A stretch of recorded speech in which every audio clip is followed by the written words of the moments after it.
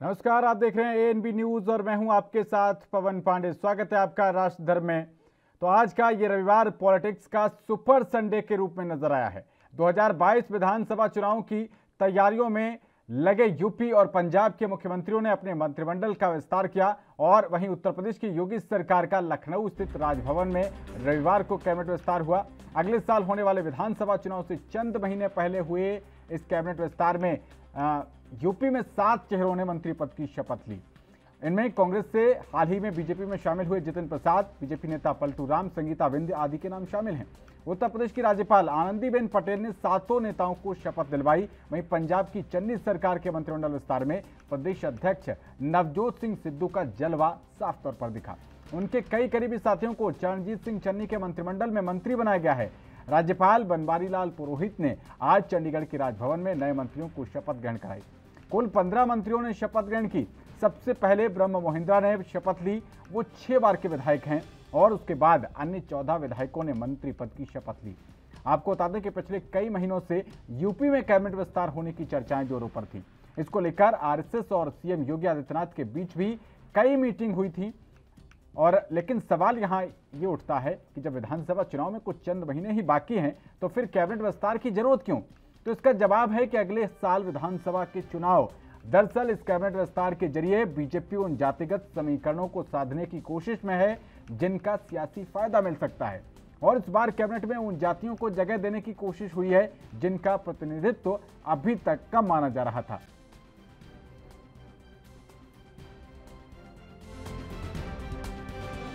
पक्षों को सभी के लिए काम करना, सबका साथ सबका विकास के आधार पर सरकार का संचालन रहा है। तो मैं समझता हूँ कि एक बहुत अच्छा ये विस्तार है और लोगों को काम करने का जितना भी समय बचा है और अवसर मिलेगा, सरकार की नीतियाँ जनता तक तेज़ी के साथ पहुँचें, ये हमेशा से सरकार की नीयत रही है। और आज भी आप देखें गन्ने का मूल्य का इतना ज़्यादा बढ़ोतरी किया गया है। गन्ने की चीनी मिलें पूरी 119 की 19 चलती रहीं। शिक्षा में, स्वास्थ्य में, अपराध में कमी, शिक्षा और स्वास्थ्य में समृद्धि, अवस्थापना में समृद्धि, कोरोना का मैनेजमेंट, ये सरकार की उपलब्धियां रही। बधाई देता हूं, विशेष तौर से जो हमारे आज 7 मंत्रिपरिषद के साथियों ने शपथ ली है, उसमें समाज के उन हिस्सों से आने वाले जिनको कभी कोई नहीं पूछता था, भारतीय जनता पार्टी ने उनको सम्मान दिया है, उनको स्थान दिया है, उनको मंत्रिपरिषद में जगह दिया है।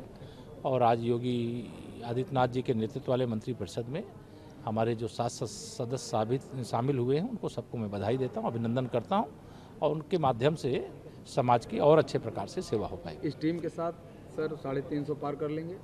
निश्चित तौर से 350 पार करने का एक लक्ष्य जो हम लोगों का 300 पार का है, उस लक्ष्य को लेकर के हम काम कर रहे हैं। निश्चित तौर से यह पूरी टीम बहुत सबल है, सजग है और बहुत परिश्रमी है और इसका राजनीतिक दृष्टि से भी फायदा मिलेगा और सरकार में रह करके जनता की सेवा की दृष्टि से।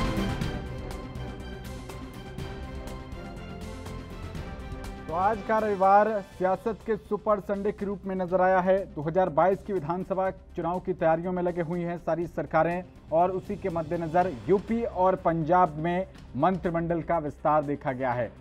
उत्तर प्रदेश की योगी सरकार में जहां 7 मंत्रियों ने शपथ ली है, वहीं पंजाब में 15 मंत्रियों ने शपथ ग्रहण किया। वहां राज्यपाल बनवारी लाल पुरोहित ने चंडीगढ़ के राजभवन में नए मंत्रियों को शपथ दिलवाई। कुल 15 मंत्रियों ने शपथ ली है और उधर यूपी की बात करें तो 7 मंत्रियों ने वहां शपथ ग्रहण की है। इसमें दिलचस्प बात यह बताई जा रही है कि हाल ही में कांग्रेस से शामिल हुए जितिन प्रसाद, जिनको कि कैबिनेट मंत्री बनाया गया है, बड़ा ब्राह्मण चेहरा यूपी में माने जाते हैं और उनके ऊपर काफ़ी ज़्यादा दारोमदार लादा जा रहा है, क्योंकि देखा यह गया कि बीजेपी के ऊपर जिस तरीके से ब्राह्मण विरोध के आरोप लगे थे,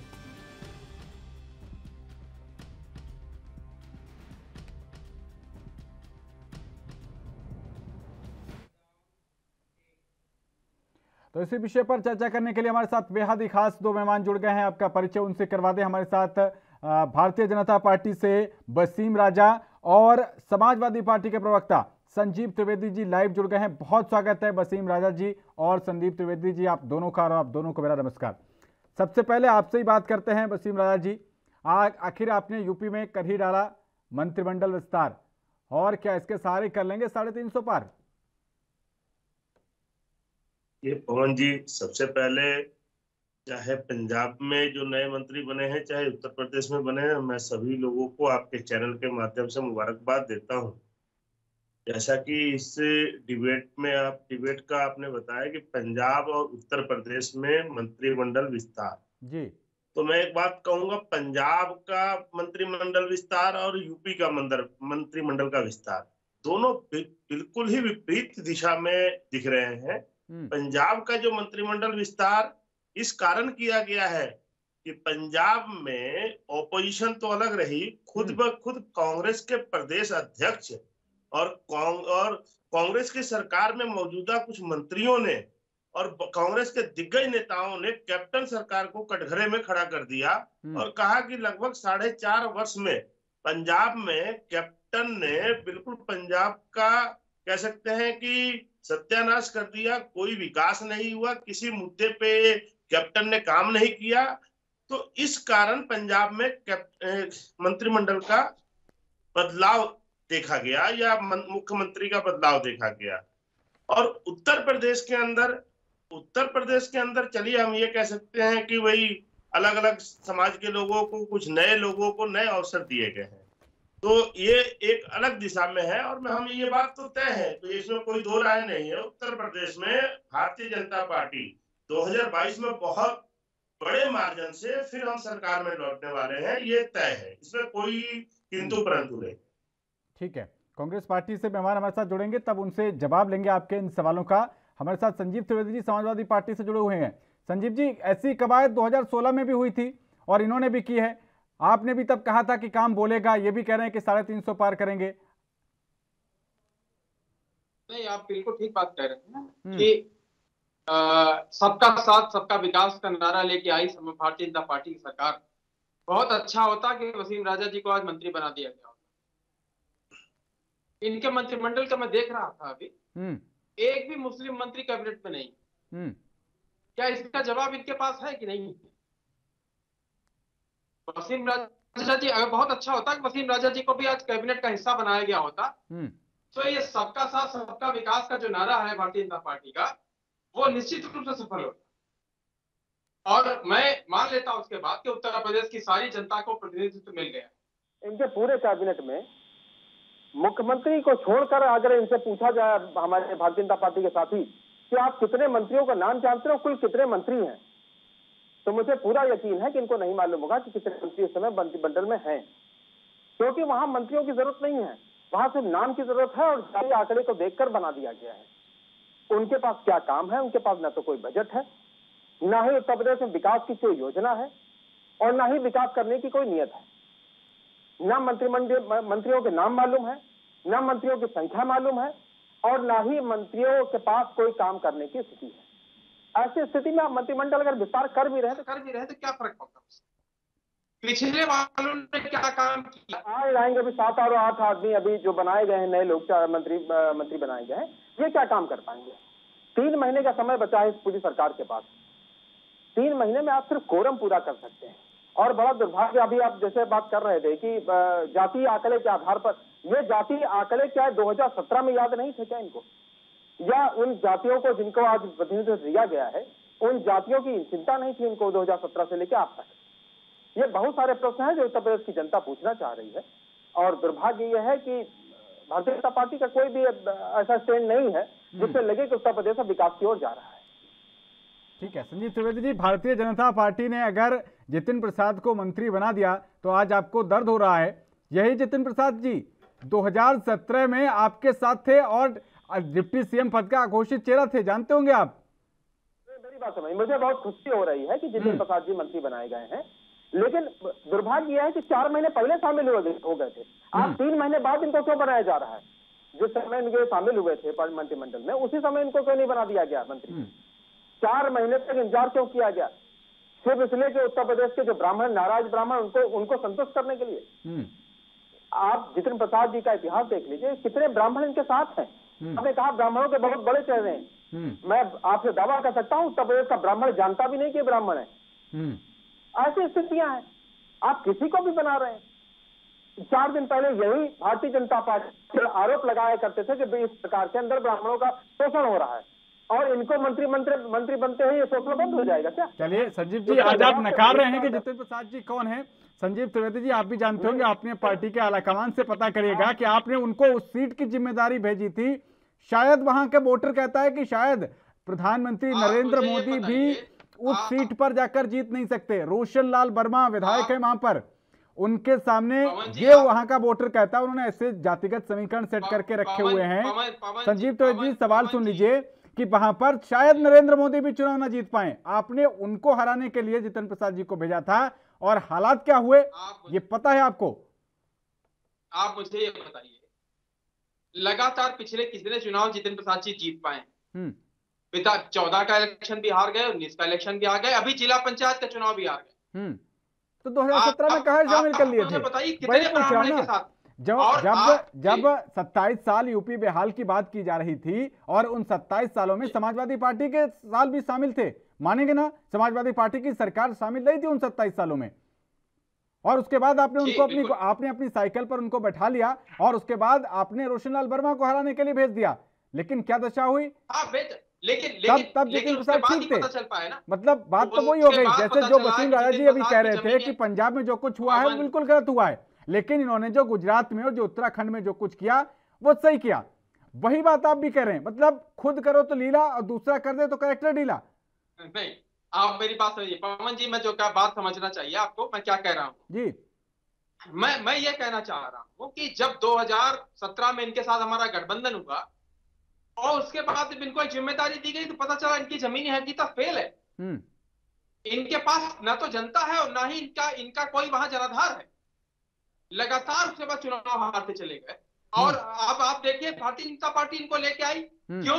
क्योंकि ये एक ब्राह्मण चेतना परिषद चलाते थे और उस चेतना परिषद के माध्यम से भारतीय जनता पार्टी को, आपके बहुत सारे ट्वीट, बहुत सारे इनके लेख मिल जाएंगे आपको, जहां पे कहा करते थे कि इस पूरी सरकार में ब्राह्मणों के साथ का शोषण हो रहा है, ब्राह्मणों के साथ अत्याचार हो रहा है, ब्राह्मणों का कत्ल हो रहा है। बिल्कुल, मैं वो उन सवालों का जवाब लूंगा इनसे संजीव त्रिवेदी जी। और ट्वीट की बात नहीं, मैं उनको व्यक्तिगत रूप से जानता हूं, जब से मैं छात्र जीवन में था तब से जानता हूं, मेरे गृह जनपद के ही हैं वो, बहुत अच्छी तरीके से जानता हूं कि किस तरीके से कांग्रेस के प्रति उनकी निष्ठा रही और इंदिरा गांधी से लेकर उनके पिताजी के जिस तरीके से संबंध रहे, सारी जानकारी है। उन सब चीजों पर जवाब लूंगा आज वसीम राजा से, लेकिन क्योंकि आपसे भी पूछा जाएगा कि जब आपकी पार्टी में थे तब तो आपके अघोषित चेहरे थे वो डिप्टी सीएम के, आज आपको बुरे लग रहे हैं। वो पार्टी में नहीं थे पवन जी वो हमारी पार्टी में नहीं थे, हमारे पार्टी आपकी पार्टी के साथ गठबंधन में थे। हमारा गठबंधन था, बिल्कुल हमारी पार्टी के मेंबर नहीं थे, हमारे गठबंधन के साथी थे वो हमारे। लेकिन जब गठबंधन हुआ और उसके बाद जब उनको जिम्मेदारी दी गई तो पता चला इनके साथ जनता नहीं है, इसीलिए तो लगातार हारते चले आ रहे। अगर हमारे दल में होते तो हमको पहले से बात मालूम होती कि इनका जनाधार कितना है।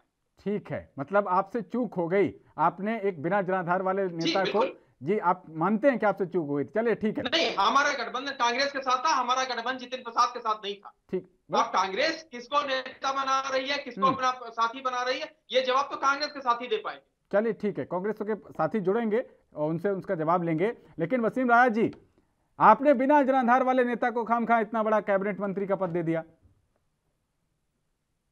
आपके ही नेता ने हराया था, रोशन लाल वर्मा ने बीजेपी के टिकट पर उनको हराया था 2017 में, और उसके बाद 2019 में, और उससे पहले 2014 में। आपके कैंडिडेट जब उनको हराते हुए चले आए, ऐसे नेता को आपने कैबिनेट मंत्री जैसा इतना बड़ा पद क्यों दे दिया? पवन जी, मुझे तो इस बात पे हंसी आती है कि वही जब संजीव जी जैसे बोल रहे थे कि जब ये इनकी पार्टी में रहे तब ये ब्राह्मण चेहरा के तौर पे इनकी पार्टी के साथ 2017 में गठबंधन हुआ था कांग्रेस का, 100 सीटों पर चुनाव लड़ा गया था और बाद में इन्होंने कहा था कि अरे इन्होंने ही हमारी साइकिल पंचर कर दी। मंत्रिमंडल का हिस्सा क्यों नहीं है? अगर कोई पार्टी उत्तर प्रदेश में, सुनिए आप बीच में मत बोलिए, आपकी मैंने बात पूरी सुनी है लंबे समय तक, अब हमारी बात सुन लीजिए, फिर बीच में आपकी बारी आएगी आप बोलिए। ठीक है बोलिए। उत्तर प्रदेश में आपकी कांग्रेस के साथ अलायंस होती है तो आप बड़ी पार्टी हैं, जो भी छोटे दल आपके साथ जुड़ते हैं, जिनका कद छोटा है उत्तर प्रदेश में, उन सबको भी आपके साथ ही जोड़ के देखा जाता है, ऐसा नहीं है। और आप लोगों ने ब्राह्मण समाज के तौर पे इनका फेस का उपयोग किया। ये ब्राह्मण फेस होते हैं और आज जब ये भारतीय जनता पार्टी में आ जाते हैं तो इनको क्या आप कह रहे हैं कि इनको कोई ब्राह्मण जानता ही नहीं, इनको कोई ब्राह्मण मानता ही नहीं। तो ये दोहरी नीति हो गई ना। और दूसरी बात, आपने एक बात कही है कि उत्तर प्रदेश में विकास के ऊपर भी सवाल खड़े किए। तो मैं ये बात कहूंगा, आज उत्तर प्रदेश का मिसाल जो है देश के अन्य राज्यों में दिया जा रहा है। उत्तर प्रदेश का मिसाल पंजाब में, दूसरे राजस्थान चले जाइए, इवन की भारतीय जनता पार्टी की जहां सत्ता जो सरकारें हैं उन तो चर्चा में आगे बढ़ते हैं। हमारे साथ बेहद ही खास दो मेहमान लगातार जुड़े हुए हैं और आज हम बात कर रहे हैं कैबिनेट विस्तार को लेकर। पंजाब और उत्तर प्रदेश की सरकार ने अपने कैबिनेट का विस्तार किया है और तमाम मंत्रियों को शपथ दिलाई गई है। वसीम राजा जी, आप बात कर रहे हैं कि इसको लेकर कि हमने तमाम ऐसे तबकों को मंत्रिमंडल में शामिल कर लिया जिनका अभी तक प्रतिनिधित्व नहीं था। तो अब जब 3 महीने 4 महीने बाकी बचे तब आपको इनके प्रतिनिधित्व की बात याद आ रही है, इससे पहले नहीं आई? देखिए पवन जी, ऐसा नहीं है। समय समय पे जो भी चीजें जरूरत होती है, ये नई बात नहीं है। हर बार सरकारों में एक बार में सारे मंत्री नहीं बनाए जाते। सरकार में एक बार या 2 बार मंत्रिमंडल में बढ़ोतरी की जाती है या रिशफल किया जाता है। ये सभी सरकारें करती है, इसी तरह में हमने भी किया और हमने देखा कि जिन जिन लोगों को मौका अभी तक नहीं मिला उनको मौका दिया गया। बाकी बात रही, जैसे हमारे साथी ने विकास की बात के ऊपर चर्चा की, तो मैं एक बात कहूंगा कि पूरे देश में उत्तर प्रदेश के विकास की मिसालें दी जा रही है। अभी तक उत्तर प्रदेश में जो काम नहीं हुए, जो डेवलपमेंट के कार्य नहीं हुए, वो काम उत्तर प्रदेश में आज हो रहे हैं। उत्तर प्रदेश में गुंडागर्दी को समाप्त कर दी गई है। उत्तर प्रदेश जो है पूरे देश में, एक तरह से कहा जाता है उत्तर प्रदेश पूरे देश में गुंडागर्दी के लिए मशहूर था। लोग, इंडस्ट्रियलिस्ट, व्यापारी उत्तर प्रदेश जाने से डरते थे। आज पूरे देश का झुकाव जो है उत्तर प्रदेश के अंदर है। उत्तर प्रदेश में बहुत सारे इंडस्ट्री अपने आप को लेके जाना चाहती है। उत्तर प्रदेश में रोजगार के अवसर बन रहे हैं इंडस्ट्री के माध्यम से। तो कहीं ना कहीं उत्तर प्रदेश एक विकास की तरफ बढ़ा है, डेवलपमेंट की तरफ बढ़ा है। ये बात इनको नहीं दिख रही है। इनको तो अभी पुराना है उत्तर प्रदेश ही नजर आ रहा है, इनके राज में था। और उसके बाद ये बात करते हैं, ये अपने शासनकाल को भी याद करें। जब इनके राज्यकाल में दलितों के साथ कितना अत्याचार होता था, दलितों की स्थिति क्या थी उत्तर प्रदेश में, किसी भी दलित व्यक्ति को सम्मान नहीं दिया जाता था। दलितों पे लगातार अत्याचार की खबरें आती आ रही थी इनके समय में। आज उत्तर प्रदेश बिल्कुल बदल चुका है और एक नया उत्तर प्रदेश बन चुका है। हम तो ये कहें उत्तर प्रदेश उत्तम प्रदेश बन चुका है। और आज उत्तर प्रदेश में विकास के नाम पे अगली बार हम बहुत अभी से भी कहते हैं ना 350 के पार सीटें जो है भारतीय जनता पार्टी लेके सरकार बनाने जा रही है। अब ये लोग इनको बौखलाहट में जितने प्रसाद इनको ब्राह्मण नहीं दिखते, उनको ब्राह्मण फेस नजर नहीं आता। तो ये कहने की बात है, ये जो चाहे कहें, कुछ भी कहे, लेकिन उत्तर प्रदेश की जनता को सब ज्ञान है, सब पता है कौन ब्राह्मण है और क्या विकास हुआ है, क्या डेवलपमेंट हुई है। 2022 में इनको जवाब मिल जाएगा। हमें ज्यादा कहने की आवश्यकता नहीं। ठीक है संजीव त्रिवेदी जी, ये तो 350 पार, आप तो 400 के भी पार की बात कर रहे हैं। जी बिल्कुल 400 पार। भारतीय जनता पार्टी अपने ये अभी जैसे कह रहे थे कि विकास बहुत ज्यादा हुआ है या अपराध कम। आप किसी भी दिन का पेपर वसीम राजा जी उठा लीजिए और उत्तर प्रदेश के किसी भी जिले की खबर आप देख लीजिए, आप वहां पे हत्या देखेंगे, आप वहां पे बलात्कार देखेंगे, आप वहां इस तरीके के जघन्य अपराध देखेंगे जिनको सभ्य आदमी अपने मुंह से बोलना नहीं पसंद करता। आप किस अपराध कमी की बात कर रहे हैं कि ये अपराध कम हो गए या सिर्फ आपको दिखना बंद हो गए? लगातार अपराध हो रहे। किसी भी जिले, आप एक जिला बता दीजिए जहां पे आपको लगता है कि ये जिले अपराध से मुक्त है। आप उत्तर प्रदेश की बात करते हैं कि उत्तर प्रदेश अपराध मुक्त हो चुका है। आप देख लीजिए उत्तर प्रदेश अपराध युक्त हो चुका है। और जिस उत्तर प्रदेश को आप उत्तर प्रदेश की नारा लगा के आए थे ना, वो उत्तर प्रदेश आज बर्बादी की तरफ जा रहा है। उत्तर प्रदेश की जनता परेशान है, उत्तर प्रदेश का युवा परेशान है, उत्तर प्रदेश के किसान परेशान है, उत्तर प्रदेश की महिलाएं परेशान है। आप किसकी बात कर रहे हैं कि कौन खुश है? आप 350 का नारा दे रहे हैं। आप नारा देने के लिए कुछ भी दे दीजिए, नारा देने से नहीं काम होगा ना। अगर नारा ही देने से आपकी सरकार आ रही होती तो आज 3 महीने बाद आपको उन जातियों की याद नहीं आती जिन जातियों को आज आपने मंत्रिमंडल में शामिल करने का काम किया है। आप बताइए मुझे कहाँ है आपका समाज कहाँ है? मुस्लिम समाज का कोई भी मंत्री क्यों नहीं है इस पूरे कैबिनेट में? इसका जवाब है आपके पास क्या? आप सबका साथ सबका विकास का नारा लगाते हैं क्या? आप बताइए मुझे कि एक विशेष वर्ग को हटाकर आप सबका साथ सबका विकास कर पाएंगे उत्तर प्रदेश के अंदर? ये कौन सी छलावे की बात है? आप बताइए, बड़ी आबादी उत्तर प्रदेश और आप कह रहे नहीं उसका तो मंत्री नहीं है कोई। आज आपको मालूम है कितने मंत्री हैं टोटल कैबिनेट के अंदर? मुझे मालूम है कि आपको नहीं मालूम होगा, आपको सिर्फ मुख्यमंत्री का नाम याद होगा, इसके अलावा किसी मंत्री का आपको नंबर नहीं याद, या अगर मालूम है तो बता दीजिए कितने मंत्री हैं। चलिए ठीक, आप बताइए उत्तर प्रदेश कैबिनेट में कितने मंत्री? ठीक है संजीव त्रिवेदी जी, आप भी लगातार वही बात कर रहे हैं। आपको भी जनता कहाँ दिखाई पड़ रही है? जनता के विकास की बातें कहाँ हो रही हैं? आप भी जाति धर्म और इसी सब की बात कर रहे हैं। वसीम राय जी, वो तमाम उन्होंने पूछा कि कितने मंत्री हैं, क्या है आपका, शायद वो जीके टेस्ट करना चाह रहे हैं, आपकी इच्छा है, आप कराना चाहते हैं कि नहीं। लेकिन इसके अलावा आप ये बताइए कि अब 3-4 करीब 4-5 महीने बाकी बचे हैं, आप मंत्रिमंडल विस्तार अपने नेताओं को खुश करने की कोशिशों में लगे हैं। इस बीच कहाँ जनता की योजनाएं कहाँ हैं? कोविड-19 महामारी में जिस तरीके से हेल्थ इंफ्रास्ट्रक्चर पूरा कोलैप्स नजर आता हुआ दिखाई पड़ा, उसको लेके कहाँ है आपके बजट? देखिए सुमन जी, एक बात है कि भाई ये बार बार घूम के आके पता नहीं इन लोगों को योगी जी से क्यों इतना परेशानी होती है, मुझे तो ये नहीं समझ में आ रहा है। हर बात योगी, इनकी घूम फिर के आते हैं योगी जी। हम तो योगी जी का नाम लेते हैं, आप बता दीजिए ना, हमने तो योगी जी का नाम ही नहीं लिया। गलती किसकी है आप ये बताइए ना। अखिलेश और मुलायम जी के बाद कौन आदमी है जो आपकी पार्टी का नेतृत्व करेगा? आप लोग एक परिवार की पार्टी है, आपके अंदर लोकतंत्र नहीं है। हमारे भारतीय जनता पार्टी के अंदर ना सबको अवसर मिलता है, लेकिन आप लोग तो, आप योगी जी का नाम ले रहे हैं, लेकिन आप लोग को तो सिर्फ, आप लोग को तो जन्मसिद्ध अधिकार दे दिया हुआ है। मुलायम सिंह, उसके बाद अखिलेश यादव, इसके अलावा आपके पार्टी में कोई नेता नजर नहीं आता। हमारे यहाँ तो केशव प्रसाद मौर्य जी भी डिप्टी सीएम बनाए जाते हैं और हर समाज को मौका मिलता है। लेकिन आपके यहाँ अगर सीएम बनेगा तो अखिलेश यादव बनेंगे या फिर आगे अखिलेश यादव के बेटा बनेंगे। आप लोग तो उनके नेतृत्व को लेके चलेंगे, उनके परिवार से लेके चलेंगे, नेतृत्व को लेके चलेंगे। लेकिन हमारे यहाँ ऐसा नहीं है।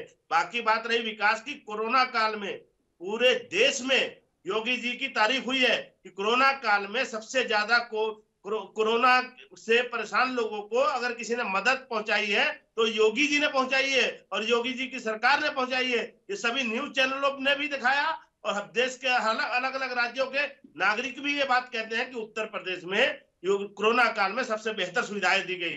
तो ऐसा नहीं है सिर्फ आप जो कहे वही सत्य है। लोग जो है, जो वोटर है, पिछली बार भी जब 2017 में चुनाव हो रहे थे तो हमारे नारे को ये कह रहे बीजेपी वाले को कुछ नहीं मिलना, इनकी जमानतें जब्त हो जाएंगी, ये हार जाएंगे, ये कर देंगे, वो कर देंगे, ये कहीं नहीं आ रहे हैं। और पिछली बार हमने सरकार बनाई, पूर्ण से बहुत मजबूत सरकार बनाई और यही 2022 में भी हम इससे भी बड़ी सरकार बनाने जा रहे हैं, बहुत मजबूत सरकार बनाने जा रहे हैं। आप लोग सपने देखना छोड़ दीजिए। बाकी बात रही, आपको क्राइम आज अखबारों में दिखता है, लेकिन पहले हर मोहल्ले में क्राइम होता था आपके राज में। पूरा कह सकते आप लोग वही है। समाजवादी पार्टी के लोग हमेशा गुंडा ताकतों के साथ खड़ी रही। जितने बाहुबली जो लोग थे, बाहुबली के सरपरस्त रहे आप लोग। जितनी गुंडा ताकतें थी, जितने आज उत्तर प्रदेश में कोई क्राइम करने से पहले सोचता है कि योगी जी का शासनकाल है, योगी जी का राज है, यहाँ पे क्राइम करके बचा नहीं जा सकता। आप लोग तो जो भी इस तरह के लोग होते थे, अपराधी किस्म के लोग होते थे, उनको आप लोग संरक्षण देने का काम करते आए। आज उत्तर प्रदेश में किसी भी अपराधी को संरक्षण नहीं दिया जाता, उसको सजा दी जाती है। ये बदलाव आया है उत्तर प्रदेश में। आप अपने जो सिर्फ आप अपनी ये जो झूठी बातों को बंद करके सच्चाई को सामने रखने की ताकत रखिए। अगर आपने भी अगर सच के साथ खड़े हुए होते, अपराधियों को भगाया होता उत्तर प्रदेश से, अपराधियों पे शिकंजा कसा होता, तो शायद आप लोग भी सत्ता में होते। और आज आप लोग सत्ता का सपना देखना बंद कर दीजिए। दूर दूर तक अब साइकिल नहीं है, साइकिल का जमाना नहीं है। मोदी जी और योगी जी के राज में लोग हवाई जहाज पे यात्रा कर रहे हैं, अब आपकी साइकिल पे कोई नहीं बैठेगा। इस बात को ध्यान रखिए। और आने वाले वक्त में भारतीय जनता पार्टी एक बार फिर सरकार बनाएगी। आप चाहे जितने मर्जी लाक्षण लगा लीजिए, लोगों जिस गांव में विकास हुआ है, जिस गांव में डेवलपमेंट के कार्य चल रहे हैं, उत्तर प्रदेश में अभी तक सबसे ज्यादा मेडिकल कॉलेज जो है उत्तर प्रदेश में दिए जा रहे हैं। इससे पहले क्यों नहीं होते थे? आप लोग सत्ता में रहते थे, आपके समर्थक जो केंद्र में समर्थक सरकारें, केंद्र में सरकारें होती थी, लेकिन उत्तर प्रदेश की आप लोगों ने कभी भी बात नहीं की। छोटे से ब्रेक के लिए रुक रहे हैं और ब्रेक के बाद आएंगे तो संजीव त्रिवेदी जी से जानेंगे कि आखिर गरीब क्यों गरीब ही रह गया, आखिर युवाओं के लिए रोजगार की बात कौन करेगा। क्या इसी तरीके की जिस तरीके की बातें भी चल रही हैं कि जाति, मजहब, मत, पंथ, इसी सब की बातें होती रहेंगी, इन सबका जवाब लेंगे। लेकिन फिलहाल रुको एक छोटे से ब्रेक के लिए, कहीं मत जाइए, बने रहिए एनबी न्यूज के साथ।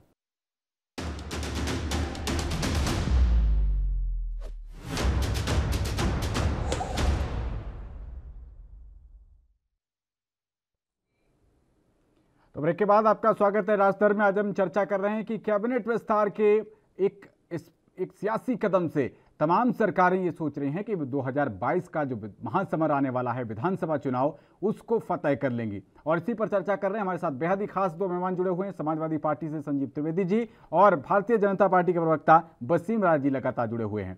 संजीव त्रिवेदी जी, आपके पास आते हैं। हालात कुछ बहुत नहीं बदले हैं, उस समय भी वही हाल थे आपके दौरान, आपकी कार्यकाल के दौरान और इनके यहाँ भी। वसीम राजा जी कहते हैं कि हमने उज्ज्वला योजना के माध्यम से गैस दे दी, लेकिन जनता के पास इतने पैसे नहीं है कि दोबारा वो सिलेंडर अपना दोबारा से भरवा सके। आप कहते हैं कि आपने सौभाग्य योजना से बिजली दे दी, लेकिन बिजली इतनी महंगी है, इतने लंबे लंबे बिल पहुंचते हैं और बताया जाता है कि वो लोग टाइम से भी नहीं मिल पाती। ये भी एक बात है वसीम राजा जी, और लोग अपना बिल तक जमा नहीं करवा पा रहे। ये हालात हो गए हैं। कोरोना महामारी आप बीच में ले आते हैं कि कोरोना महामारी की वजह से ऐसा हो गया, लेकिन कोरोना से पहले भी हालात कोई बहुत अच्छे नहीं थे। संजीव त्रिवेदी जी, क्या आपको एक तरीके से ये आपदा में अवसर नजर आ रहा है जो इनकी ये चीजें डिलीवर नहीं कर पाए? आपको लगता है कि आप इसी के बहाने 400 सीटें ले आएंगे? देखिए, एक बात समझ लीजिए कि वसीम राजा जैसे कह रहे थे कि जनता हवाई जहाज चलने लगी है, ये भूल गए क्या 1200 किलोमीटर से पैदल लोग चला करते थे? वो भारतीय जनता पार्टी के हवाई जहाज उस समय कहाँ थे?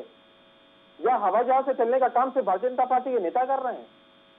आपको कम से कम बोलने से पहले आप नेशनल चैनल पे बैठे हुए हैं, आपको वो याद रखना चाहिए कि किस तरीके से जनता 1200 किलोमीटर, 1500 किलोमीटर पैदल चल के आई थी। पैरों में छाले पड़ गए थे, बहुत सारे लोग तो अपने घर तक नहीं पहुंच पाए। उस दुर्भाग्य को आप इस तरीके से हंसी में उड़ा देंगे? ये इससे बड़ा और शर्मनाक बयान नहीं हो सकता है कि जनता हवाई जहाज से चल रही है। हवाई जहाज से जरूर चल रही होगी, लेकिन भारतीय जनता पार्टी के नेता, वो भी कुछ चंद नेता चल रहे होंगे। मुझे विश्वास है कि वसीम राजा जी भारतीय जनता पार्टी के अगर अपने व्यक्तिगत कार्य से जा पाएंगे, वरना भारतीय जनता पार्टी इनको कभी हवाई जहाज से नहीं घुमाने वाली। इन्होंने एक बात का जवाब दे दिया। मैंने इनसे पूछा था अभी कि वसीम राजा जी कब मंत्रिमंडल का हिस्सा होंगे, या वसीम राजा जी का पूरा मुस्लिम समाज कब मंत्रिमंडल कैबिनेट का हिस्सा होगा। इसका जवाब वसीम राजा जी टाल गए और मैं चाहता था कि इसका जवाब ही दें। कम से कम उत्तर प्रदेश की जनता जान जाए कि सबका साथ सबका विकास की बात करने वाले कुछ चंद लोगों के लिए ही सिर्फ विकास हो रहा है, वो भी उनका व्यक्तिगत है। और जो उन मंत्रियों को मंत्री बनाया जा रहा है, उन मंत्रियों के पास ना तो कोई बजट है, ना ही उनके पास कोई काम है, ना ही वो कोई काम करना चाहते हैं। सिर्फ मंत्रिमंडल का हिस्सा बनकर, सिर्फ मंत्रिमंडल का प्रोटोकॉल लेकर उत्तर प्रदेश का भला नहीं कर रहे हैं। इनको बड़ी ईमानदारी से बात कहनी चाहिए कि हाँ, उत्तर प्रदेश के अंदर विकास नहीं हुआ है और इस विकास को आगे बढ़ाने का काम अब समाजवादी पार्टी सरकार करेगी। ये इनको कहना चाहिए, क्योंकि इनको विश्वास इस बात का हो चुका है कि भारतीय जनता पार्टी लौट नहीं रही है। समाजवादी पार्टी सरकार बनाएगी और माननीय राष्ट्रीय अध्यक्ष अखिलेश यादव मुख्यमंत्री बनने जा रहे हैं, जब आज से 3 महीने बाद, 4 महीने बाद, 5 महीने बाद जब भी इलेक्शन होगा। ठीक है, इनके काम सबको मालूम है। ठीक है, तो आइए पंजाब की भी बात कर लेते हैं, क्योंकि यूपी की तरह आज सुपर संडे में, जो पॉलिटिक्स का सुपर संडे हम बात कर रहे हैं, वहां पंजाब में भी आज मंत्रिमंडल विस्तार हुआ है। और हमारे साथ कांग्रेस पार्टी से अजीत सिंह दौला जी जुड़ गए हैं। बहुत स्वागत है अजीत सिंह दौला जी आपका। आपको भी नमस्कार।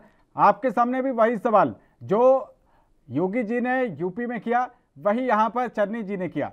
आपके पास तो बल्कि और दोहरी चुनौतियां हैं। आपकी पार्टी जो है वो अंदरूनी कलह से भी जूझ रही है। जनता के सामने जब जाएंगे तो कौन से मुद्दों को लेकर जाएंगे? अजीत सिंह जी। कांग्रेस का जी पांडे जी, देखिए, कांग्रेस के पास सिर्फ एक मुद्दा है, वो विकास का मुद्दा है। किसानों के बात पर, नौजवानों के रोजगार के मुद्दे पर कांग्रेस हमेशा उन मुद्दों के साथ आगे बढ़ाती है मिशन को जो जनता से जुड़े हैं।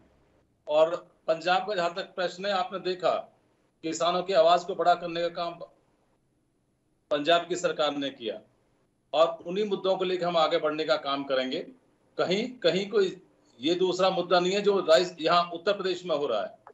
उत्तर प्रदेश में जातियों को लड़ाने का काम और एक दूसरे नफरत और वेमनस का काम, और आज चुनाव के आते आते साढ़े 4 साल बीतने के बाद जिन मुद्दों पर उत्तर प्रदेश में सरकार आई थी उन मुद्दों पर काम नहीं कर पाई। वो आज धीरे धीरे आप देख रहे हैं कि जातियों के आंकड़े और एक दूसरे के प्रति कहाँ नफरत फैलाई जाए, किसानों के मुद्दों पर फेल, बेरोजगार नौजवानों के मुद्दों पर फेल और महंगाई पर फेल, भ्रष्टाचार पर फेल। उत्तर प्रदेश सरकार ने जो वादे किए कानून व्यवस्था पर हम लोग काम करेंगे उस पर पूरी तरह से फेल हो गई है सरकार। और अब कोशिश कर रही है कि जातिगत आंकड़े बैठाकर जातियों कैसे जोड़ के सरकार का कोशिश की जाए कि भाई मेरी सरकार में कुछ मदद हो जाए, जनता का मन बदल जाए। लेकिन मैं समझता हूँ कि वो दिशा बिल्कुल बहुत दूर है। उत्तर प्रदेश में बहुत तस्वीर बहुत दूसरी है। लेकिन अजीत सिंह जी, सब कुछ यही सारी पार्टियां यही कर रही हैं, चाहे कांग्रेस हो, चाहे वो बीजेपी हो, समाजवादी पार्टी हो, बहुजन समाज पार्टी हो, कुछ अलग थोड़ी ना है। आप भी यही कर रहे हैं। आपकी तरफ से भी कहा गया कि दलित सीएम, दलित सीएम। क्या जरूरत थी बार बार ये कहने की कि हमने दलित सीएम बना दिया है? ये भी तो जातिगत राजनीति हो गई ना। आप एक तरीके से इंडिकेट करके कह रहे हैं कि हमने दलित सीएम बना दिया। देखिए, अंतर समझना होगा। पूरे देश में जितने दल हैं, चाहे राष्ट्रीय स्तर पर चाहे क्षेत्रीय दलों की स्थिति आप देख लीजिए। जो कांग्रेस जिस मिशन को लेकर चलती है कि जो दलित है, जो शोषित है, जो पिछड़े हैं, जो वंचित हैं, उनको सहारा देकर आगे बढ़ाने का काम कांग्रेस पार्टी करती है। इसलिए अगर किसी ने कहा कि दलित को आगे बढ़ाने का काम किया तो ये कांग्रेस की संस्कृति है, कांग्रेस का संदेश है, मिशन है कि हमेशा जो पिछड़ गए हैं उनको आगे बढ़ाने का काम करती है। तो ये कांग्रेस का जो काम है दूसरे दल करके दिखाएं। आज चाहे क्षेत्रीय दल हैं देश में, चाहे राष्ट्रीय पार्टियां, वो बीजेपी ने, हालांकि बीजेपी के पास अभी तो फिलहाल पंजाब में 3 ही सीटें हैं, लेकिन बीजेपी ने जहां बता दिया कि हम दलित चेहरा लेकर आएंगे सीएम के लिए। अकाली दल ने उधर बहुजन समाज पार्टी से गठबंधन किया हुआ है और पंजाब में हाईएस्ट परसेंटेज वोट ऑफ है दलितों का। तो आपने भी यही देखा कि कहीं ऐसा ना हो कि ये दांव हमको उल्टा पड़ जाए, इसलिए आपने कैप्टन को हटाकर दलित चेहरा आप भी ले आए। नहीं, देखिए, हमारे पार्टी के शीर्ष नेतृत्व ने कोशिश की, जो अच्छे वर्कर हैं, जिन्होंने वर्क किया है, बहुत सीनियर मतलब नेता है हमारी पार्टी के, और उनका संघर्ष देखा, उनका काम देखा और बहुत मजबूत मंत्री रहे हैं सरकार में। और उस आधार पर अगर ये कहा जाए कि जो समाज हाशिए पर है उसको आगे बढ़ाने का काम किया गया, दूसरे दलों को भी सामने प्रतिस्पर्धा है, वो भी एक काम करें। जो पिछड़ गए हैं जो समाज, उनको आगे बढ़ाने का काम करें। लेकिन यहाँ उत्तर प्रदेश में आप तस्वीर देखेंगे तो यहाँ दूसरी तस्वीर है। करेंगे सरकार ये फैसला? यहाँ तो लड़ाने के सिवाय, यहाँ जिन मुद्दों पे आपने सरकार बनाई, जो वादे आपने जनता से किए, क्या उनको निभाने का काम हुआ? ठीक है। आज किसान की हालत क्या, महंगाई की क्या हालत है? आज डीजल के, पेट्रोल के दाम कहाँ हैं, बिजली के दाम कहाँ हैं? आज बेरोजगारी इधर आप देखिएगा, उत्तर प्रदेश में कोई भर्ती के नाम पर कोई काम नहीं हो रहा, कोई सरकारी भर्ती अभियान नहीं चल रहा, यहाँ तक कि जो प्राइवेट नौकरियां भी संकट में हैं। तो आप बेरोजगारी की दर बढ़ाते जा रहे हैं। आज संकट है सामने नौजवानों के काम का, आज दिशा में कोई काम नहीं हो रहा। ऊपर से जातियों को लड़ाने का काम उत्तर प्रदेश में बहुत बड़े स्तर पर चल रहा है। आप माहौल बनाए एक दूसरे को जोड़ के आगे काम चलाने का, प्यार से प्रदेश की, देश की तरक्की हो, लेकिन नफरत से कभी देश नहीं बढ़ सकता। और भाजपा का मिशन नफरत पाना है।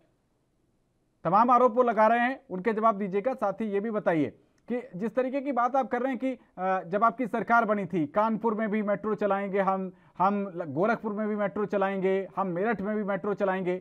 चल गई सर मेट्रो, या 5 साल और चाहिए? और उन 5 सालों की क्या गारंटी है कि नहीं चलेगी, उनमें चल जाएगी? पवन जी, मैं बिल्कुल आपकी बात पे आता हूं, उनका जवाब मैं दे रहा हूं। लेकिन मैं कांग्रेस के प्रवक्ता है जो बहुत लेट जुड़े हैं इस डिबेट में, मैं इनसे 2-3 बातों का सवाल चाहूंगा कि पंजाब के अंदर कैप्टन अमरिंदर सिंह को पूरी तरह से जलील करके एक योजनाबद्ध तरीके से राहुल गांधी ने और नवजोत सिंह सिद्धू को उनको साइडलाइन किया। देखिए, नवजोत सिंह सिद्धू प्रदेश कांग्रेस कमेटी के अध्यक्ष है और ये हर मंच पे खड़े होके ये चिल्ला के कहते रहे कि 4.5 वर्षों तक पंजाब में विकास नहीं हुआ, किसी भी मुद्दे पे बात नहीं हुई, कोई भी डेवलपमेंट का काम नहीं हुआ और कैप्टन की पूरी सरकार जो है विफल रही। और यही बात जो है कैप्टन के कुछ मंत्री भी कहते नजर आए कांग्रेस के जितने वरिष्ठ नेता थे पंजाब के सब ये बात कहते आए। तो आज मुझे आज इस मंत्रिमंडल में जो नए मंत्री बनाए गए, दोबारा मंत्री बनाए गए, इनको मुझे देख के एक हैरानी होती है कि जिन मंत्रियों का विरोध मुख्यमंत्री और उनके मंत्रियों का विरोध नवजोत सिंह सिद्धू करते आए, कैप्टन अमरिंदर सिंह को हटा दिया गया, बाकी उनके मंत्रियों को, मैक्सिमम उनके मंत्रियों को दोबारा कैबिनेट में जगह दे दी गई। आप इनको यूपी में चिढ़ाते हैं ना कि ये सिंगल डिजिट में है, आपकी स्थिति पंजाब में भी वही है, आप भी सिंगल डिजिट में हैं। 2022 की बात करें, कौन से पायदान पे आप दिखेंगे? क्या लगता है आपको, कौन से पायदान पे आ जाएंगे आप? कैप्टन डूबते को तिनका का सहारा, कैप्टन अमरिंदर, अगर उनकी अंदरूनी कला का फायदा उठाकर आप उनके चेहरे पर दांव लगाना चाहते हैं? देखिए, हम किसी के चेहरे पे कोई बात नहीं करें, कांग्रेस द्वारा लगाए हुए आरोपों की बात मैं कहता हूं। सर, आपके तमाम नेता बुला रहे हैं, कैप्टन जी आ जाइए, आप देखिए आपके नेताओं की बयानबाजी दिया जाता है। तो ये कौन सा, पवन जी बात मेरी हो लेने, कहने का मतलब ये है कि ये पुराने जो लोग हैं, जो पुराने मंत्री जिनके ऊपर आरोप लगते रहे, उनको दोबारा मंत्रिमंडल में शामिल कर दिया जाता है। ये कौन सी बात हो गई? उसके बाद एक नाम जो उसमें आया है राणा गुरजीत सिंह का, राणा गुरजीत सिंह को करप्शन के नाम पे सरकार से बाहर किया गया था पहले, और नवजोत सिंह सिद्धू करप्शन मुक्त पंजाब की बात करते हैं। ऐसे में एक मंत्री को जिसको पहले हटाया जा चुका हो करप्शन के नाम पे, आज उसको उठा के दोबारा फिर मंत्री बना दिया जाता है। ये कहाँ की बात होती है? और दूसरी बात, ये बहुत दलित प्रेम की बात अभी कह रहे थे कांग्रेस के प्रवक्ता, तो इनका दलित प्रेम कौन सा है? 3 महीने का दलित प्रेम है। अगर इतना दलित प्रेम है इनको, पिछड़ों की चिंता ये करते हैं, तो ये घोषणा क्यों नहीं कर देते कि हम 2022 में पंजाब का मुख्यमंत्री दलित बनाएंगे, चन्नी को बनाएंगे, चन्नी को नहीं बनाएंगे तो किसी दलित को बनाएंगे। ये 3 महीने का दलित और पिछड़ों से प्रेम कैसा? ये तो सरासर दलितों के साथ धोखा है। पंजाब की जनता के, पंजाब में जो ऐसा तो ये नहीं कहा जा सकता कि कैप्टन के साथ ये मंत्री थे तो फेल थे, चन्नी जी के साथ आ गए तो पास हो गए, 3 महीने में पास हो जाएंगे। क्या ये बेरोजगारी की बात करते हैं, 3 महीने में हर घर में नौकरी दे पाएंगे क्या? ये घर घर नौकरी देने की बात करके ये सरकार में आए थे। पंजाब के अंदर नशा मुक्ति की बात करके आए थे। पंजाब के अंदर सबसे ज्यादा नशा बिक रहा है, नशे से लगातार मौतें हो रही है, नशे से लगातार हर घर में आप देखिए कई जगह प्रतिदिन नशे से मरने वाले लोगों की अखबारों में खबरें होती हैं। क्या इस पे काम कर पाएंगे? क्या पंजाब में बेअदबी का, जब आप सरकार में थे अकाली दल के साथ, उस समय अखबारों में बस आपकी कीर्ति गाथा ही होती थी, उस समय अखबारों में कुछ नहीं होता था वसीम राय जी। और मैं चाहूंगा कि 3 महीने के अंदर ये अपनी बातों को पूरा करे। चलिए ठीक है, वापस इसका जवाब है क्या इनके पास? ठीक है, जवाब लेंगे। यूपी की भी बात कर लेते हैं। हमारे साथ समाजवादी पार्टी के प्रवक्ता संजीव त्रिवेदी भी जुड़े हुए हैं और उन्होंने बहुत चिंता जाहिर की कि 1200 किलोमीटर लोग पैदल चल के आए। संजीव जी, आवाज मिल पा रही है आपको? संजीव जी, सुन पा रहे क्या आप मुझे? तो संजीव जी तक आवाज नहीं पहुंच पा रही है। अजीत सिंह जी तमाम आरोप लगा रहे हैं कि दलित प्रेम को लेकर कि सिर्फ 3-4 महीने का ही ये दलित प्रेम है।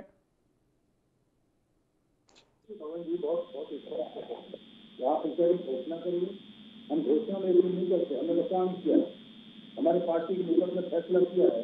और वो फिर आपके पंजाब के प्रभारी कैसे घोषणा कर रहे हैं कि नवजोत सिंह सिद्धू के चेहरे पर हमारी पार्टी? ठीक है, आते हैं वसीम राय जी, आते हैं आपके पास। और ये कोशिश करिए, आप अपने काम कर देखिए, आप क्या काम कर रहे हैं?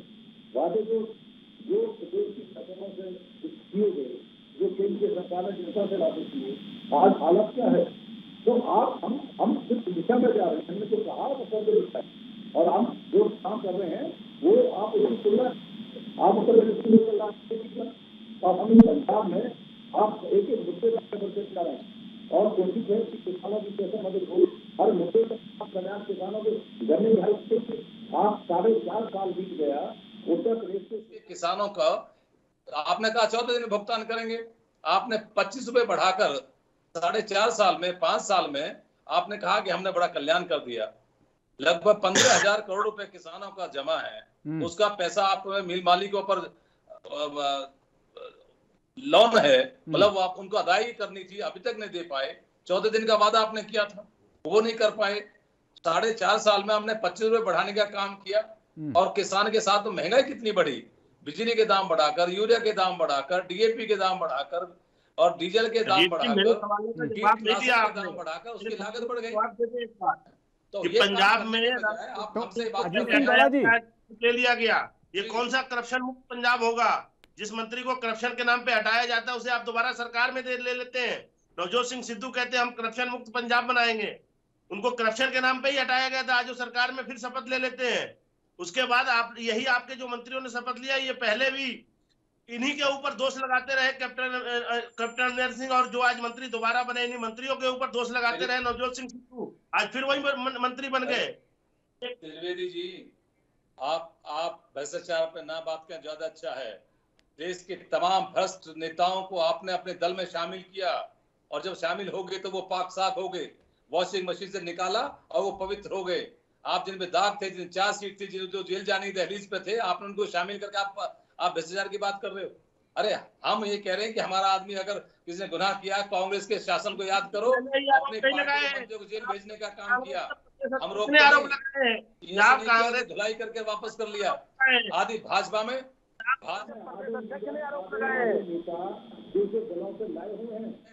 आपने अपने पैदाइशी आपके पास नहीं थे, आपने तमाम दलों से लेकर अपनी फौज तैयार की, और तमाम भ्रष्ट उन नेताओं को जिन पे दुनिया भर के चार्ज से। समाजवादी पार्टी से जवाब लेते हैं। संजीव त्रिवेदी जी, आपको आवाज मिल पा रही है मेरी? भ्रष्टाचार के खिलाफ हो तो आप ये बात ना करें, ज्यादा अच्छा है कि आपका। संजीव जी, क्या सुन पा रहे हैं आप? मुझे आवाज मिल पा रही है मेरी आपको? संजीव जी से तकनीकी खामी के चलते संपर्क नहीं हो पा रहा है। उनकी पार्टी उत्तर प्रदेश में बहुत ज़्यादा अहमियत रखती है और मुख्य विपक्ष होने के नाते उनकी प्रतिक्रिया आना भी बहुत ज़रूरी है। दोबारा से उनसे कनेक्ट करने का प्रयास करेंगे। लेकिन वसीम राजा जी, आप लगातार वो आपसे एक प्रश्न पूछ रहे थे। आपकी पार्टी की टैगलाइन भी है सबका साथ, सबका विकास, सबका विश्वास, उसमें जोड़ा गया। वो उन्होंने आपसे 2 बार पूछा कि भाई आपकी कम्युनिटी से क्यों नहीं लोगों को वहाँ पर रिप्रेजेंटेशन मिल पा रहा है, सिर्फ आप एक मोहसिन रजा के नाम पे सारा वोट लेना चाह रहे हैं? देखिए पवन जी, ऐसा नहीं है। हमने तो मोहसिन रजा जी को पहले ही, जब कैबिनेट बनी, पहले मंत्रिमंडल बना जब योगी जी का, हमारे पास कोई विधायक ना होते हुए भी हमने मोहसिन रजा जी को मंत्री बनाया। ऐसा नहीं है कि हमने मुस्लिम समाज को बिल्कुल छोड़ दिया। हमारे मंत्रिमंडल में हर समाज को प्रतिनिधित्व दिया गया है, ऐसा नहीं है। सबका सम्मान दिया गया है, ऐसा कुछ नहीं है। लेकिन मैं एक बात कहूंगा, 20% के आसपास जो कांग्रेस के प्रवक्ता है, इन्होंने सीधे ही मेरे एक भी सवाल का इन्होंने सही ढंग से जवाब नहीं दिया। ना तो इन्होंने 3 महीने वाले दलित प्रेम पे अपना कोई बयान दिया, ना कोई उस पर बताया, ना इन्होंने नवजोत सिंह सिद्धू ने जो कांग्रेस पार्टी जो है ना वो आपसे ही प्रेरणा ले रही है। मुख्यमंत्री वसीम राज जी, कांग्रेस पार्टी अब आपकी पार्टी से प्रेरणा लेने लगी है। जैसे आपने नहीं बताया कि त्रिवेंद्र सिंह रावत के बाद तीरथ सिंह रावत आ जाएंगे, और तीरथ सिंह रावत के बाद वसीम राज जी, आपको आवाज मिल पा रही है? बोतल से फ्लेवर नहीं चेंज होता है, उसका मटेरियल भी चेंज करना पड़ता है। ऐसा नहीं है कि मुख्यमंत्री बदलते पीछे से सवाल सुन लीजिए, के आरोप लगाते रहे, जिनके ऊपर विफलता के ठीकरे फोड़ते रहे, फिर वापस उठा के। वसीम जी, आपको आवाज जा रही है? सवाल सुन लीजिए प्लीज। ऐसा कुछ भी नहीं है, ये किसी भी मुद्दे पे सही जवाब नहीं दे रहे। तो ये जवाब नहीं दे रहे, मैं वही कह रहा हूँ। मैं नहीं पूछ रहा, वसीम राज जी, एक नागरिक पूछ रहा है। वसीम राज जी, वसीम राज जी, सवाल सुन लीजिए। वसीम राज जी, में आए और पुराने लोग, आवाज डाउन करनी पड़ेगी, फिर उसको अच्छा नहीं लगता। आप आए हैं यहाँ पर रैली को संबोधित करने नहीं आए हैं, भाषण नहीं हो रहा है, सवालों का जवाब देने आए हैं। सवाल लीजिए। खारिज कर दिया हमारे कांग्रेस। आपकी पार्टी से ही कांग्रेस पार्टी सीख लेते हुए नजर आ रही है। आपने जैसे नहीं बताया कि त्रिवेंद्र सिंह रावत के बाद आप तीरथ सिंह रावत को ले आएंगे, तीरथ के बाद आप पुष्कर धामी को ले आएंगे, फिर उसके बाद आप गुजरात पहुंच के वहां पर भूपेंद्र पटेल को ले आएंगे, उसी तरीके से वो भी कर रहे हैं। तो आपका सही और इनका गलत कैसे हो गया? पवन जी, हम एक बात कहते हैं कि हमने जो मुख्यमंत्री बदले हैं उसके ऊपर हमारे किसी नेता ने आरोप नहीं लगाया कि इन्होंने 4.5 साल में विकास नहीं किया, ये 4 साल में विकास नहीं किया, ये सब करप्शन करते रहे, ये सब लोग करप्ट थे। इनके खुद प्रदेश अध्यक्ष ने आरोप लगाए हैं। हमने तो एक जो है या तो मंत्रिमंडल में विस्तार। ठीक है, खैर इसमें तो आप काबिल तारीफ हैं। आप इस मामले में जो अंदरूनी कलह होती है उसको अच्छे से कमरे के अंदर ही निपटा लेते हैं, आपकी कलह बाहर नहीं आ पाती। खैर देखते हैं ये आप कब तक, कितने दिन तक सफल रह पाएंगे ऐसा करने में। फिलहाल संजीव त्रिवेदी जी के पास चलते हैं।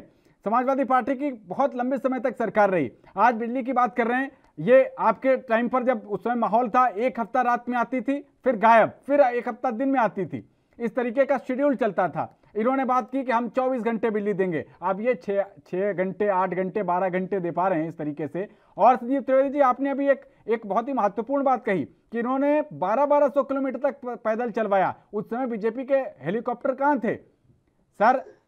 जिस महामारी की वजह से, जिस बीमारी की वजह से लोगों को 1200 किलोमीटर पैदल चलना पड़ा, आपकी पार्टी के सबसे बड़े नेता ने उसको लेकर, वैक्सीन को लेकर ऐसा भ्रम फैलाने वाला बयान दिया कि लोग उस बीमारी की वजह से कितने तो मर गए होंगे जिन्होंने वैक्सीन नहीं लगवा पाई। लोग जाके नदियों में कूद गए। जब वहां पर स्वास्थ्य विभाग की टीमें जाते थे, लोग घर से भाग जाते थे।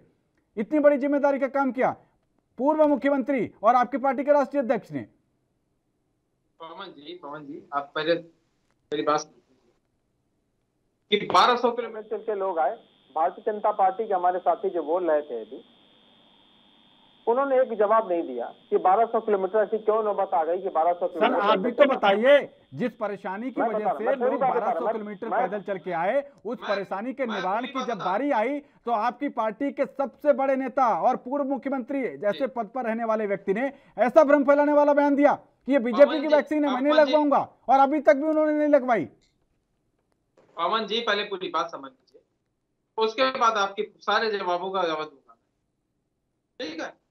1200 किलोमीटर पैदल चल के आना पड़ा, इसका जवाब आज तक भारतीय जनता पार्टी के किसी भी नेता ने नहीं दिया कि आखिरकार ऐसी क्या जरूरत पड़ गई वे बेंगलोर से, महाराष्ट्र से, पंजाब से, उड़ीसा से लोग उत्तर प्रदेश आए, ये क्यों आना पड़ा? उस समय ये हेलीकॉप्टर ये कहां थे? इसका जवाब क्या जनता को देंगे कभी या नहीं देंगे? या जनता को इन्होंने मान लिया है कि जनता कीड़े मकोड़े की तरीके से उत्तर प्रदेश की है, इसको हम जो जैसे चाहेंगे वैसे हाँकेंगे। ठीक है, जनता इनको जवाब दे देगी। अब आप अपने जवाब पर आ जाइए। जी, आपने कहा वैक्सीन की बात कही, माननीय राष्ट्रीय अध्यक्ष जी ने उन्होंने इस समय कहा था कि वैक्सीन अभी ट्रायल मोड पे है और अभी सरकार ने ये नहीं कहा है कि वैक्सीन जो है ये ट्रायल मोड से बाहर हो चुकी है। माननीय राष्ट्रीय अध्यक्ष जी ने जिस समय ये बात कही थी उस समय तक सरकार ने वैक्सीन को ट्रायल मोड पर रखा हुआ था।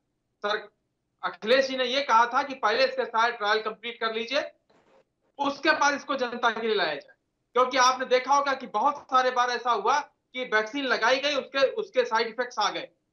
तो साइड इफेक्ट्स के लिए कौन जिम्मेदार होगा?